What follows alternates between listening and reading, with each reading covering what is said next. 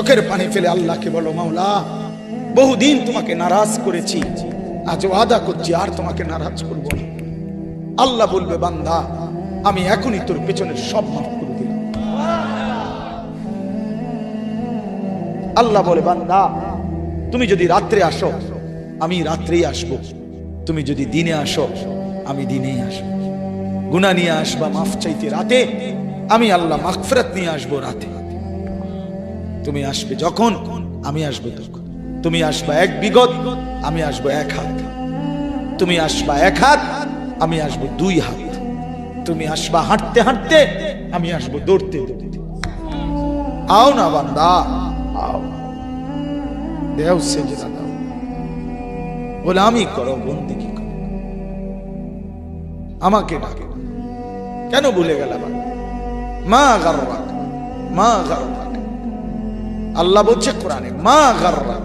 এই মানুষ, এই আমার বান্দা, কেন আমারে ভুলে গেল? কেন ভুলে গেল? আমি কি সৃষ্টি করি নাই? আমি কি অঙ্গ প্রত্যঙ্গ দেই নাই? আমি কি এমন সুন্দর সুঠাম স্বাস্থ্য বানাই নাই? আমি কি এই চমৎকার চেহারার আকৃতি দেই নাই?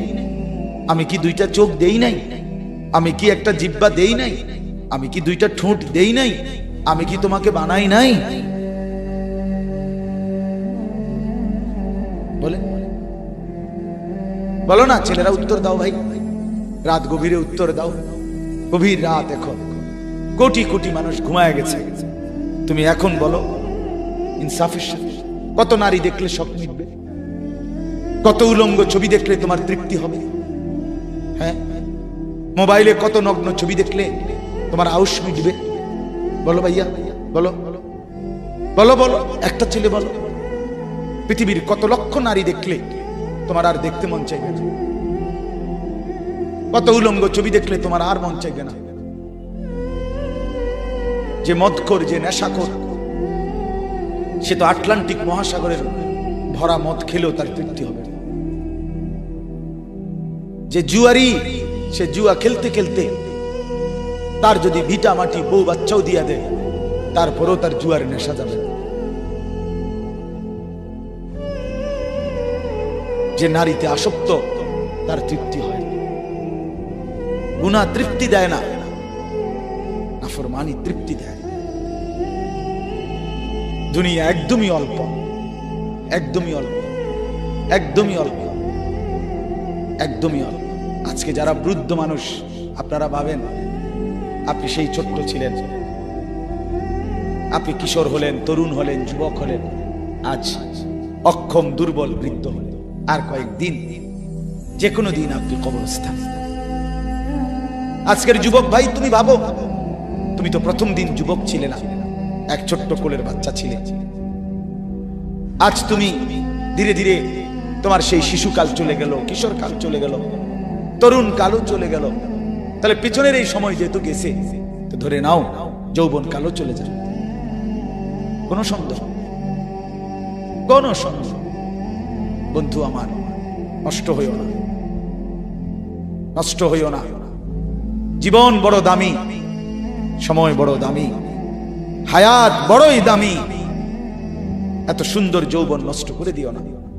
হাদিসের মধ্যে আছে, আল্লাহর নবী সাল্লাল্লাহু আলাইহি সাল্লাম বলছিলেন, লাকাদ হামামতু আন আমুরা ফিতিয়াতি, আমার মন চায় আমার যুবকদেরকে সঙ্গে নিয়ে আমি ঘরে যারা নামাজ পড়ে আমি তাদেরকে বের করে আনি, অথবা আমি তাদেরকে আগুন দিয়ে ঘর সহ জ্বালিয়ে দেই। নবীজির হাদিস এটা। নবীজি বলছে, আমার ইচ্ছে জাগে আমার যুবক সঙ্গীদেরকে নিয়ে আমি মুসলমানের ঘরে ঘরে গিয়ে বেনামাজি ঘরে নামাজ পড়ে তাদেরকে টেনে হিচড়ে বের করে আনি। কথা ছিল এই, কথা ছিল যুবক সমাজ গড়বে, কথা ছিল যুবক মানুষকে আল্লাহর দিকে ডাকবে, কথা ছিল যৌবনকাল আল্লাহর জন্য ওয়াকফ করবে।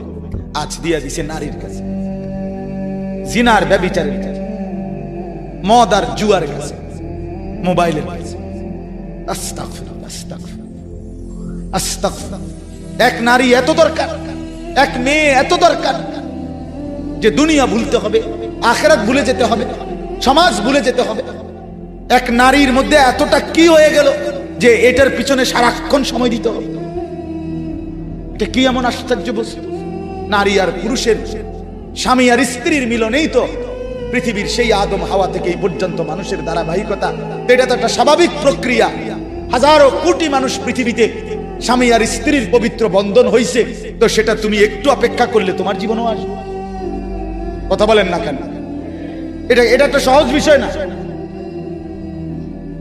আল্লাহ তাআলা আমাদেরকে বুঝার তৌফিক দান করেন।